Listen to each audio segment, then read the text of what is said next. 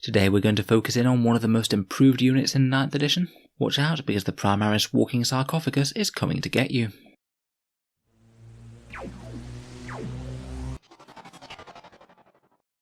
Hello and welcome back to Auspex Tactics, the strategy focused 40k channel where we're all about getting the most out of our miniatures on the tabletop. In today's video we're going to be discussing the Redemptor Dreadnought in detail, going over why I think it's quite so good, looking at its datasheet, any combos and synergies, and a few comparisons to other competitors. Model wise, I'm quite a big fan of the Redemptor myself. I think they did a good job of updating the standard boxy Dreadnought look and making it look just a little bit more mechanically feasible and threatening. Currently they're sold at £40 from Games Workshop, or $65 US, though you can get them from discount retailers such as Element Games, which I have a link to down in the video description. They'd only cost you £34 through there. I'd argue that throughout 8th edition, Redemptors have been somewhat okay, but rarely been the optimal choice of Dreadnought that you'd want to pick. That may well have changed though with this latest update. So let's go over the Dreadnought's datasheet to start with then. The Redemptor is an elite's choice at 175 points or 9 power, so it is a fairly sizable investment. It has a fairly beefy stat line with movement 8, weapon skill and ballistic skill 3+, strength and toughness of 7, 13 wounds, 4 attacks, leadership 8 and a 3+ save. On top of that it also has duty eternal as all Dreadnoughts do now, making it -1 damage against any incoming enemy fire. It's a really significant durability increase, and it's great against anything that's flat 2 damage, things like overcharged plasma or autocannons. If you imagine that on average the Redemptor Dreadnought might take at least a good 3 or 4 shots to bring down, even from high power anti-tank weapons, it's almost akin to the thing having something like 16 or 17 wounds. Point for point, it does durability very well. At base the Dreadnought gets its Redemptor Fist, a heavy flamer, a heavy onslaught Gatling cannon, and 2 Fragstorm grenade launchers. For its main weapon you can trade out that heavy onslaught Gatling cannon for a macro plasma incinerator, and with its boosted stat line I think that more people are choosing to go with the macro plasma route rather than the Gatling cannon at the moment. The Gatling cannon's a pretty decent jack of all trades, 30 inches, heavy 12, strength 6, AP -1 and damage 1 shots, really is going to do a little bit of damage to everything, and it's pretty optimal against 1 wound infantry. It is honestly not a bad choice. However, on overcharge the macro plasma gets heavy d6 shots, strength 9, AP -4 and flat damage 3. Sorry about the typo on the AP there. Obviously it's very swingy, but on average you're putting out the damage of around about 3 or 4 las cannon shots per turn, and I'd argue that the flat damage 3 is even better than the damage d6 of the las cannon, as it means that if you're targeting things like Gravis infantry, which are very popular at the moment, you're just going to be killing one of them with every single shot without having to roll damage. On average you're going to be getting around about 1 or 2 wounds through on a standard toughness 7 vehicle, so you could roughly expect 3 or 6 damage per turn. As the Dreadnoughts are core units as well, you can augment that with rerolls. The Dreadnoughts then have the Redemptor Fist, which is strength 14, AP -3 and an enormous damage d3 +3. With an average of 5 damage per successful wound, this thing's really going to go through heavy vehicles like Bossa, and it's quite nice that it'll have a reasonable chance of one-shotting most characters if you get a single failed wound through. Being both fairly shooty and fairly fighty is a real advantage for the Redemptor, as it means that your opponent's just really not going to want to charge it. You could get hit back by that Redemptor Fist, then by all the non-blast heavy weapons in the opponent's next turn. And to be fair, that is one advantage of the Gatling cannon over the macro plasma incinerator: it can fire in combat. In terms of other options, it can take a very cheap Icarus pod for 5 points, essentially D3 autocannon shots at 24 inches with a bonus against planes. I'd say that this is near enough an auto-include, very cheap and reasonable firepower. If it even kills one thing throughout the course of the game, then it's done its job. You can then take Storm Bolters or Fragstorm grenade launchers. The Storm Bolters will get you 4 shots at 24 inches or 8 shots at 12 inches, and the Fragstorms will put out an average of 7 shots at 18 inches with the blast special rule. In all honesty, I think that these ones are really well balanced. They both have their pros and cons, though I think I prefer the Storm Bolters myself for that little bit of extra range. Finally, you have the option to trade out that heavy flamer for an onslaught Gatling cannon, which just costs you 5 points more, and for me I'd pretty much always take that. Getting in 8 shots at 24 inch range is just really good. This thing is basically always going to be a threat to hordes between its smaller armament, and then you can either double down on that with the onslaught Gatling cannon, or have the option to deliver some ranged punch to tanks with the macro plasma. In terms of special rules, it has Angels of Death for shock assault, which it will certainly enjoy, and combat doctrines. In particular, this thing will love the Devastator Doctrine turn 1, particularly if you take both Gatling cannons for AP -2. Finally, it does also explode. They've reduced the power of the explosion down from d6 damage to d3 damage, which makes it a lot less of a liability to be in the centre of your battle line. Of course, probably the biggest development on the datasheet is that it has remained a core unit, which is just such a powerful attribute. This thing is one of the biggest, heaviest vehicle gun platforms that you can use as a core unit, and get your rerolls with captains and lieutenants on, rather than having them order around squads. It just opens up a lot of options to them, whether it's reroll auras, chaplain listeners, or various warlord traits. Overall, the Redemptor Dreadnought is a really good little package. Strong shooting, strong melee, strong durability, and even decent movement. At the moment, I'd say it's really a unit that's very hard to go wrong with. So let's talk about combos and synergies for the Redemptor then. First of all, of course, the choice of chapter will be a very big deal, and most chapters have some good options. Ultramarines have good buff characters that can affect core units like this, including Guilliman himself. Iron Hands can get you a 6+ feel no pain, slower vehicle degrading, various powers to help dreadnoughts, and also things like making it a character and getting it an additional warlord trait. Raven Guard can get you permanently in cover for a 2+ save at long range. Salamanders could give you some tasty rerolls for that fist or the macroplasma, and give you access to some good psychic powers such as -1 to hit from Fire Shield or Drakeskin. As a core unit, it can also gain access to that Salamander's Stratagem Crucible of Battle. Getting a +1 to wound on tons and tons of anti-infantry shots could be really good fun.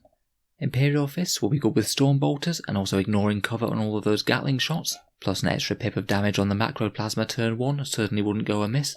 Black Templars would have reliable charges and can get a 4+ invul save from their Aurelian Shroud. Blood Angels and Space Wolves both amp up its close combat abilities in various ways. Dark Angels could get it hitting a bit more accurately whenever it's stationary or on the opponent's turn if they charge it, and could perhaps benefit from Dark Shrouds giving it -1 to hit. Finally, last but not least, Deathwatch have actually got some really interesting options. They have a relic that could give it a 5+ invul save and give it innate wound rerolls against a certain battlefield role. There's lots and lots of good options when you're a core unit. In terms of character support, I'd be quite tempted to cluster up a few of these around a reroll character, either a captain or lieutenant, and then maybe in the first turn or two you could use Wisdom of the Ancients to provide the other reroll that the captain or lieutenant doesn't have. I really like the way that you can now choose either reroll 1s to wound or reroll 1s to hit with Wisdom of the Ancient. It is very powerful. Chaplains can use Litanies to make it hit on 2s or be +1 to wound against the closest target. Tech Marines can heal these guys and also give them +1 to hit as well, and they also have access to that Warlord trait that gives nearby Dreadnoughts +1 strength and +1 attack. Could be a fun one if you are, say, running a trio of them. Librarians are very powerful as well. Psychic Fortress for a 5+ invul for a trio of Dreadnoughts will be very intimidating to try and shift, and they're also a viable target for Might of Heroes, which will give you better close combat prowess, but perhaps more importantly, a toughness of 8. Again, because they're core, they can make use of certain Warlord trait and relic abilities. Storm of Fire could have them getting extra AP when they wound on 6s, which could be really good with the Onslaught Gatling cannons, and you can even get Obsec on them by another Warlord trait.